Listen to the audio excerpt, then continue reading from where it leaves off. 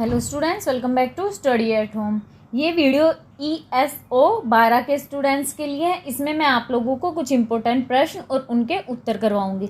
बाकी वीडियो मैंने ESO 12 के कुछ इंपॉर्टेंट प्रश्न उत्तर के डाल रखे हैं, तो डिस्क्रिप्शन बॉक्स में आप लोगों को उनका लिंक मिल जाएगा, तो आप उसमें से वो प्रश्न और उनके उत्तर देख सकते हैं। तो चलिए स्टार्ट करते हैं।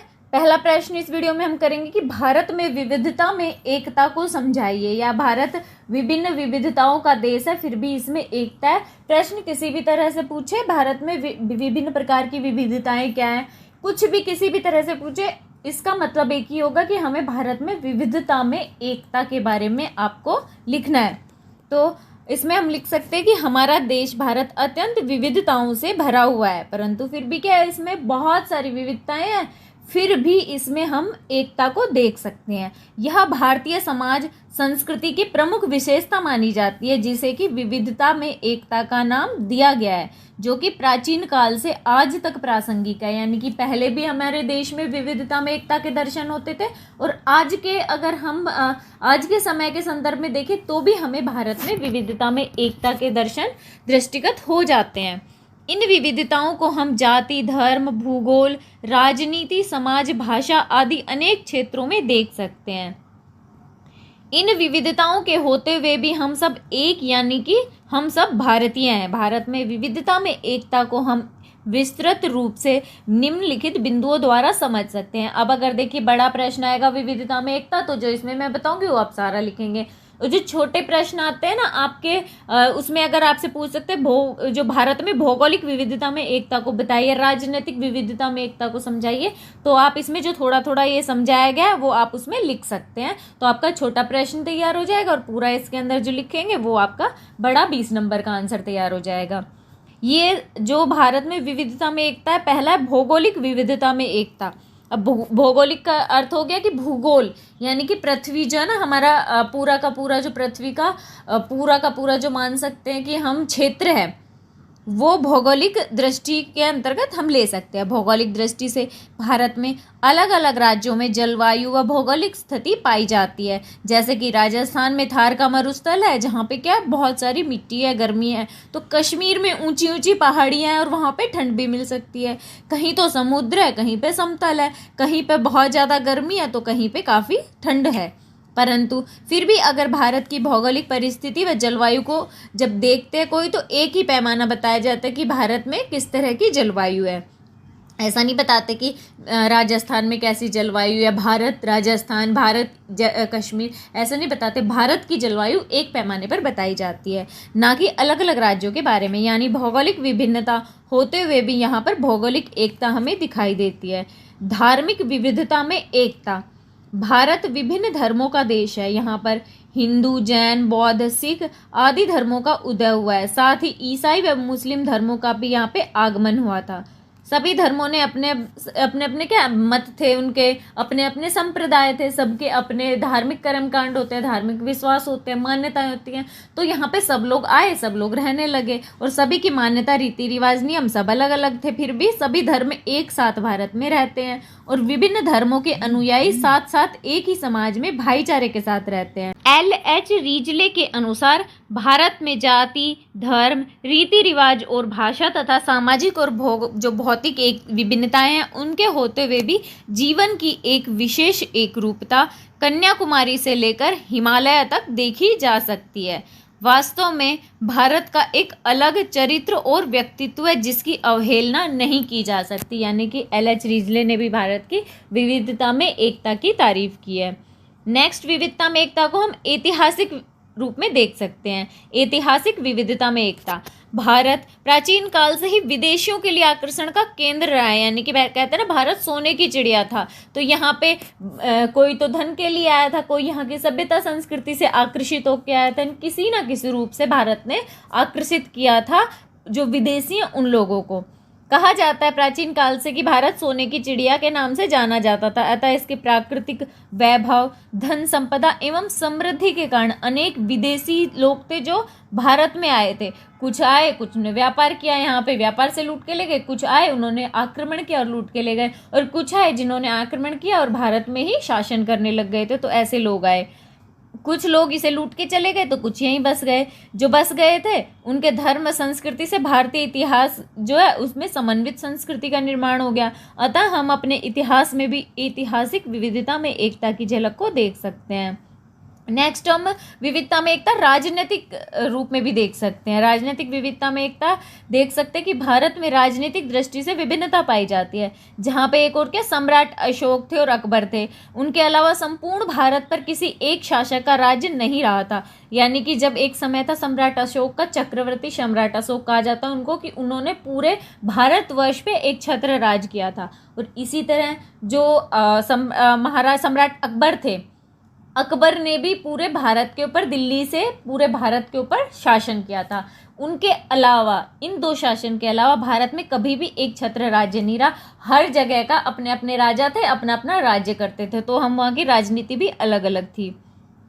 संपूर्ण भारत पर किसी एक शासक का राज्य नहीं चला था। इनके अलावा सभी शासक अलग अलग क्षेत्रों में, अलग अलग राज्य क्षेत्रों पर राज करते थे, परंतु फिर भी जरूरत के समय वे संगठित हो जाते थे।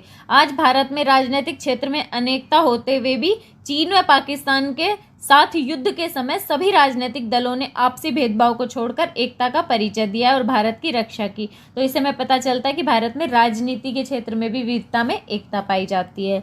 नेक्स्ट, सामाजिक व सांस्कृतिक विविधता में एकता किस तरह से मिलती है कि भारत में अलग अलग प्रांतों व क्षेत्रों में रहने वाले लोग हैं, उनका जो समाज है वो अलग है। भाई संस्कृति अलग हो गई कि सबकी सभ्यता संस्कृति अलग होती है। विवाह के नियम हो गए, किस तरह से होते हैं, कहाँ होते हैं, वो सब अलग हो गया। उनका पहनावा, रीति रिवाज, जीवन शैली, खान पान, सब में हमें विभिन्नताएं दिखाई देती हैं। फिर भी प्राचीन काल से ही भारत में सामाजिक संरचना व संस्कृति में एकता के हमें दर्शन होते हैं। तो ये सामाजिक व सांस्कृतिक विविधता में हम एकता के दर्शन कर सकते हैं भारतीय परिप्रेक्ष्य में। नेक्स्ट, भारत में जातीय विविधता में भी एकता हमें दिखाई देती है। भारत में विभिन्न प्रकार की जातियां पाई जाती है और इनके बीच में हमें पारस्परिक निर्भरता के कारण देख सकते कि जातियां एकता के सूत्र में बंधी है। यानी कि जातियां तो बहुत सारी है, जातियां, उपजातियां, बहुत सारी जनजातियां, लेकिन फिर भी किसी न किसी रूप में हम इन्हें एकता के सूत्र में बंधा देख सकते हैं। CEM जोड़ के अनुसार जो भी कारण हो, विचारों तथा जातियों के अनेक तत्वों में समन्वय, अनेकता में एकता उत्पन्न करने की भारतीयों की योग्यता व तत्परता ही मानव जाति के लिए भारत की एक विशिष्ट देन रही है। नेक्स्ट, विविधता में एकता भाषा के क्षेत्र में हमें देखने को मिलती है। भारत में अनेकों प्रकार की भाषाएं बोली जाती है। भारत में प्राचीन काल से ही विभिन्न भाषाओं व बोलियों का प्रचलन रहा है। यहाँ पर अलग अलग प्रांत में अलग अलग भाषाएं बोली जाती है। जैसे हिंदू हो गई, हिंदी, उर्दू, बंगाली, गुजराती, पंजाबी, कश्मीरी आदि भाषाएं बोली जाती हैं। परंतु भारतीय संस्कृति के प्रभाव के कारण ये सारी की सारी भाषाएं, इनमें भी हमें एक रूपता के दर्शन होते हैं। सारी भाषाएं हमें एक रूप दिखाई देती हैं।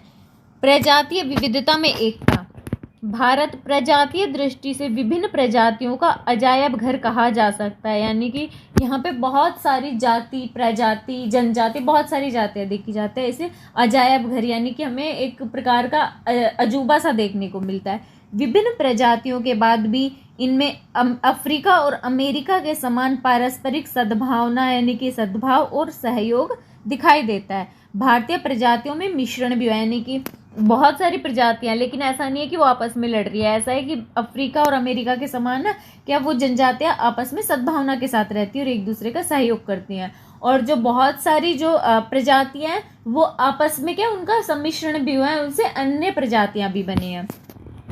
नेक्स्ट, मानसिक विविधता में एकता में देखने को मिलती है। भारत में विभिन्न धर्मों, जातियों व भाषाओं के होते हुए भी इन सब के बीच एक आश्चर्यजनक समन्वय देखने को मिलता है। भारत की मानसिक एकता में राष्ट्र निर्माण की स्थिति पाई जाती है और क्षेत्रीय हित की बजाय राष्ट्रीय हित को महत्व दिया जाता है। तो इस प्रकार से क्या मानसिक विविधता में भी एकता पाई जाती है कि अपना नहीं बल्कि सबका कल्याण हो, सबका कल्याण हो, ये मानसिक विविधता पाई जाती है। इस प्रकार हमें भारत की भाषाई, भौगोलिक, जातीय, राजनीतिक, धार्मिक आदि विविधताओं के होते हुए भी भारत में हम एकता के दर्शन कर सकते हैं। तो ये भारत में विविधता में एकता का एक इम्पोर्टेंट प्रश्न हो गया। एक प्रश्न आता है, राष्ट्र एकीकरण की क्या चुनौतियां हैं? राष्ट्र एकीकरण क्या है या फिर राष्ट्र अखंडता क्या है? अखंडता एकीकरण का मीनिंग एक ही होगा। यहाँ पे आपको आंसर आपसे अखंडता पूछा जाए या फिर एकीकरण पूछा जाए, एक ही होगा। तो राष्ट्रीय अखंडता एकीकरण की चुनौतियां एक प्रश्न आ सकता है, या फिर राष्ट्रीय एकीकरण क्या है उसके ऊपर छोटा प्रश्न आ सकता है, टिप्पणी। तो राष्ट्रीय एकीकरण या अखंडता क्या है? समाज के विभिन्न भागों के समन्वित विकास की प्रक्रिया को ही राष्ट्र एकीकरण का नाम दिया गया है। राष्ट्र एकीकरण अथवा अखंडता प्रत्येक समाज या देश के लिए अत्य आवश्यक है, क्योंकि एकीकृत समाज में सामाजिक संस्थाओं और उनसे जुड़े मूल्यों को ऊंचे दर्जे की सामाजिक मान्यता प्राप्त होती है। परंतु भारतीय राष्ट्र एकीकरण के मार्ग में अनेक बाधाएं या चुनौतियां हैं जो कि राष्ट्र एकीकरण के लिए खतरा है, जैसे कि भाषावाद हो गया, सांप्रदायिकता हो गई, सामाजिक असमानता व क्षेत्रीय जो विषमताएं हैं ना, वो इस एकीकरण या अखंडता के लिए कुछ खतरा भी बन रही हैं। राष्ट्र अखंडता एकीकरण के सामने क्या चुनौतियां हैं, उसमें आप लिख सकते हैं कि भाषावाद। भारत में अनेक भाषाएं बोली जाती हैं। हम कह सकते हैं कि भारत एक बहुभाषी राष्ट्र है, यानी कि यहाँ पे बहुत सारी भाषाएं बोली जाती हैं। राजनीतिक जोड़ तोड़ के लिए भाषा एक प्रमुख माध्यम बन गया है। जैसे दक्षिण भारत में तमिलनाडु है, वहाँ सत्ता को प्राप्त करने के लिए भाषा के आधार पर लोगों की भावनाओं को भड़काया गया था। भारत में भाषा की समस्या के दो पहलू हैं। पहला, विद्यालय, महाविद्यालय और जो लोक सेवा परीक्षा है उनमें शिक्षा का माध्यम, ये भी एक समस्या है। और हिंदी भाषी और गैर हिंदी भाषी जो कट्टरपंथी है उनकी मांगों को पूरा करना, ये भी एक समस्या बना हुआ है। पहली चुनौती से निपटने के लिए सरकार ने त्रिभाषी फार्मूला अपनाया है, और क्षेत्रीय भाषा अथवा क्षेत्रीय भाषा से अलग होने पे मातृभाषा की शिक्षा दी जाती है। हिंदी अथवा जो हिंदी भाषी राज्य है उनमें से किसी एक अन्य जो आधुनिक भारतीय भाषा होती है ना उसकी शिक्षा दी जाती है। अंग्रेजी अथवा किसी अन्य यूरोपीय भाषा की शिक्षा की व्यवस्था की गई है, जिससे कि पहली वाली समस्या से निपट सके कि जो एग्ज़ाम वगैरह में हिंदी के अलावा अगर किसी को हिंदी नहीं आती तो क्या कर सकते हैं। आज भारत में संघ लोक सेवा आयोग की परीक्षा हिंदी, अंग्रेजी अथवा किसी भी अन्य क्षेत्रीय भाषा में दी जा सकती है। दूसरी चुनौती या समस्या के लिए सरकार ने राजभाषा अधिनियम 1967 बनाया था, जो कि संशोधित किया गया था, वो पारित किया। इस अधिनियम के अंतर्गत भारत के सभी गैर हिंदी भाषी राज्यों में अंग्रेजी को तब तक राजभाषा का दर्जा प्राप्त रहेगा जब तक कि वे स्वयं हिंदी भाषा को नहीं अपना लेते हैं लोग। तो इससे दोनों समस्याओं के निपटान की कोशिश की गई थी। नेक्स्ट एक समस्या है सांप्रदायिकता।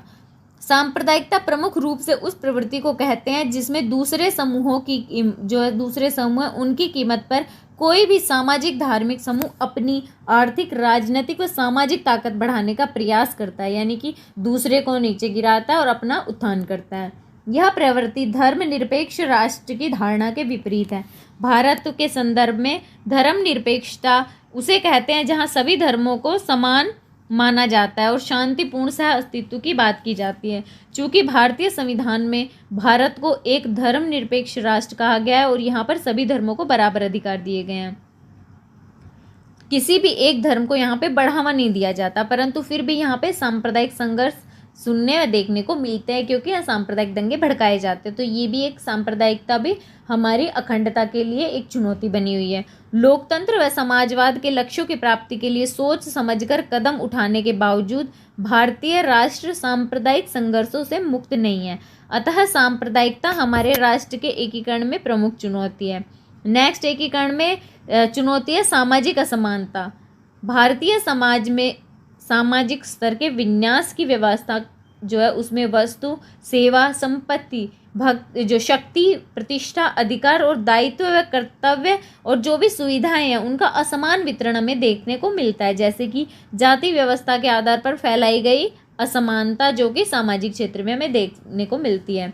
वंश, क्रमिक व अंतर्विवाह व्यवस्था के द्वारा इसमें सामाजिक परिवर्तन का स्थान भी कमी है। सामाजिक जो सुविधाएं हैं और वित्तीय शिक्षा के लाभ भी आमतौर पर उच्च जाति वर्ग को ही प्राप्त होते हैं। यह असमानता भी हमारे राष्ट्र के एकीकरण के लिए खतरा है, परंतु परिवर्तन की प्रक्रिया जैसे लोकतंत्रीकरण, पश्चिमीकरण और आधुनिकीकरण से अधिक लोगों तक बहुत सारी सुविधाएं भी पहुंची हैं।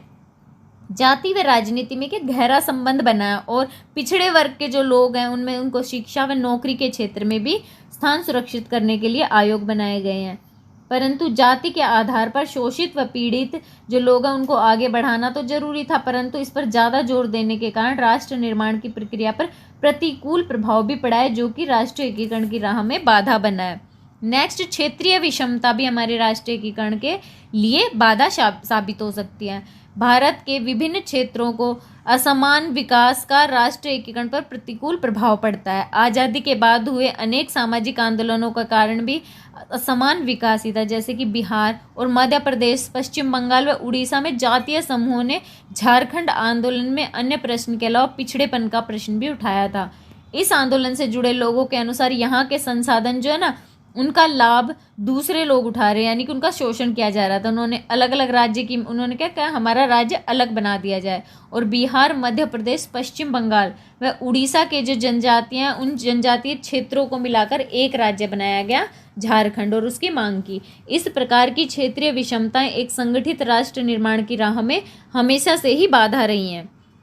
इस प्रकार राष्ट्रीय एकीकरण अथवा राष्ट्रीय अखंडता के मार्ग में भाषावाद, क्षेत्रीय विषमता, सांप्रदायिकता व सामाजिक असमानता चुनौती बनी हुई है। तो यहाँ पे दो प्रश्न हो गए कि एक तो राष्ट्रीय एकीकरण या अखंडता और उसकी चुनौतियाँ, और एक भारत में विविधता में एकता के दर्शन कैसे होते हैं, उस पर टिप्पणी लिखनी है। ये दो प्रश्न हो गए। आई होप ये वीडियो आप लोगों के लिए यूजफुल रहा होगा। अगर वीडियो आप लोगों के लिए यूजफुल रहा हो तो प्लीज़ चैनल को लाइक एंड सब्सक्राइब जरूर कर दीजिएगा।